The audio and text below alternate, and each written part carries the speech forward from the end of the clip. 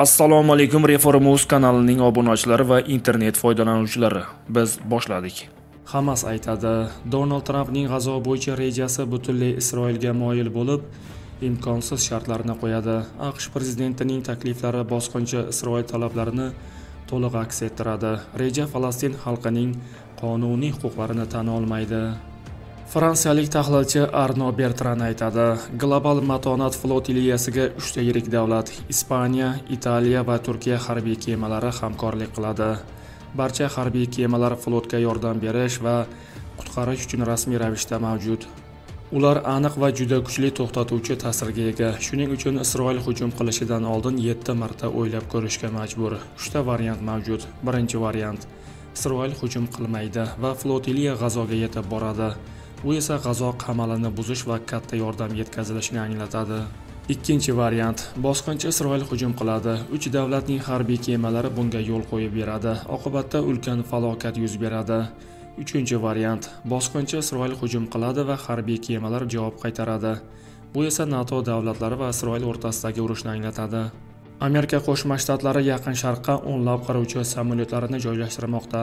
Pentagon Pizza indeksining ko'tarilishi AQSh urush departamenti harbiy faolligining norasmiy ko'rsatkichi AQSh katta urushga tayyorlanayotganidan dalolat beradi.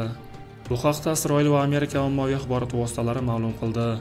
Amerikaning o'nlab qiruvchi samolyotlari, shuningdek ko'p sonli tanker samolyotlari AQShning Yaqin Sharqdagi Qatardagi eng yirik aviabazasiga yetib kelgani haqida xabar berishdi.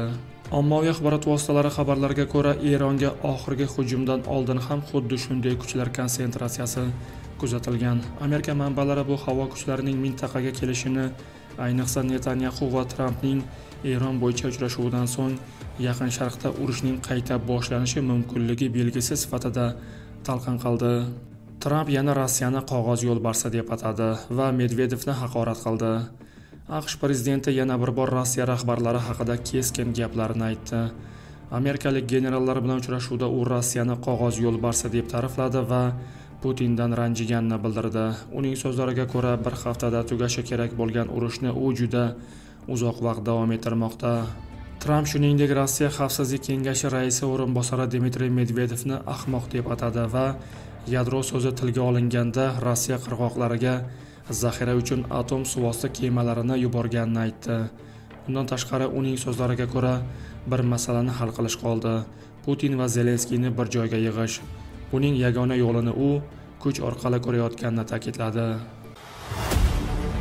Video ostida o'z fikringizni qoldiring, haqorat qilmang. Reformuz voqealar rivojini yoritishda davom etadi. Video yoqqan bo'lsa, like bosishni unutmang. Kanalimizga obuna bo'lib, bizni kuzatishda davom eting. Salomat bo'ling.